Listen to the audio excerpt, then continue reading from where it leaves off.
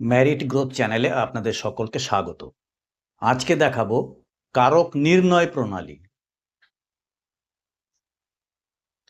ক্রিয়ার সঙ্গে সম্বন্ধ দেখে কিভাবে কারক নির্ণয় করতে হবে, অর্থাৎ এই হলো ক্রিয়া, ক্রিয়ার সঙ্গে সম্বন্ধ। শ্যামলেন্দু পড়ে, ক্রিয়ার সঙ্গে সম্বন্ধকে কে পড়ে? কর্তৃকারক।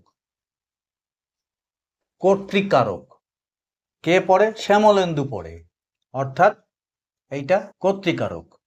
আমি উল্কাপাত দেখেছি, কি দেখেছি? দেখেছি ক্রিয়া। কি দেখেছি? কর্মকারক। ছুরি দিয়ে কাগজ কাটো, ক্রিয়া হচ্ছে কাটো। ও কি দিয়ে? করণকারক। করণকারক।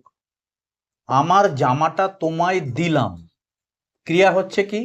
দিলাম। কাকে দিলাম? নিমিত্তকারক।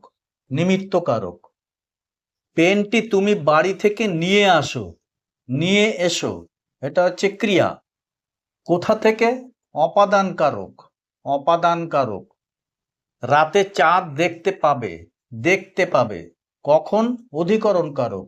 অধিকরণকারক। এই সম্বন্ধে গতদিন আমি তোমাদের একটা পুরো বাক্য দেখিয়েছি, যেটার মধ্যে এই 6টা কারকেরই অবস্থান আছে।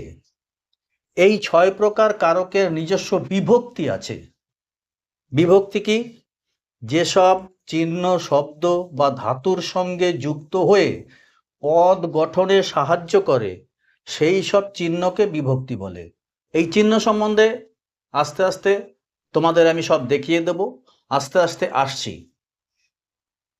সুতরাং বিভক্তি 2 প্রকার, শব্দ বিভক্তি এবং 2 নম্বরে ধাতু বিভক্তি। বৈশিষ্ট্য কি? শব্দ সবসময় কোনো কিছুর নাম বা ধারণাকে নির্দেশ করে, যেমন মানুষ, বই, কলম, কলকাতা, নদী, আকাশ ইত্যাদি। শব্দ বিভক্তি কি? শব্দের সাথে কোনো চিহ্ন যুক্ত হয়ে সেটি বাক্যে বসার যোগ্যতা পায়। শব্দের সঙ্গে কোনো চিহ্ন যুক্ত হয়ে, অর্থাৎ বিভক্তি যুক্ত হয়ে সেটি বাক্যে বসার যোগ্যতা পায়, তখন তাকে শব্দ বিভক্তি বলে। উদাহরণ, ছেলেটি কলমে লেখে। এই কলম একটি শব্দ, কলম একটি শব্দ, এখানে বিভক্তি কি? এ বিভক্তি। যুক্ত হয়ে তৈরি হলো কলমে, এখানে কলমে একটি নামপদ। ধাতু বিভক্তি। ধাতু বিভক্তি কি? ধাতুর সাথে যে চিহ্ন বা বর্ণ যুক্ত হয়ে পূর্ণাঙ্গ ক্রিয়াপদ তৈরি করে, অর্থাৎ কিনা একটা নামপদের সঙ্গে যুক্ত হয় সেটা হচ্ছে শব্দ বিভক্তি, আর একটা ক্রিয়াপদের সঙ্গে যুক্ত হয় সেটা হচ্ছে ধাতু বিভক্তি।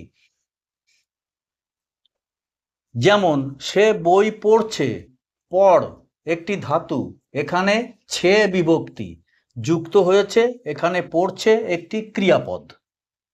আসল রহস্য, নাম শব্দের সাথে বিভক্তি যুক্ত হলে, যেমন আকাশ যোগ এ আকাশে, আবার ধাতুর সাথে বিভক্তি যুক্ত হলে তাকে বলে ক্রিয়াপদ। দেখছে, দেখ যোগ ছে, দেখছে। আরও একটি বিভক্তি আছে শূন্য বিভক্তি, সে বিষয়ে আমি তোমাদের এর পরে আলোচনা করব। অতএব বন্ধুরা, আজকে এই ছোট্ট পরিসরে তোমাদের কারক নির্ণয় সম্পর্কে বুঝিয়ে দিলাম।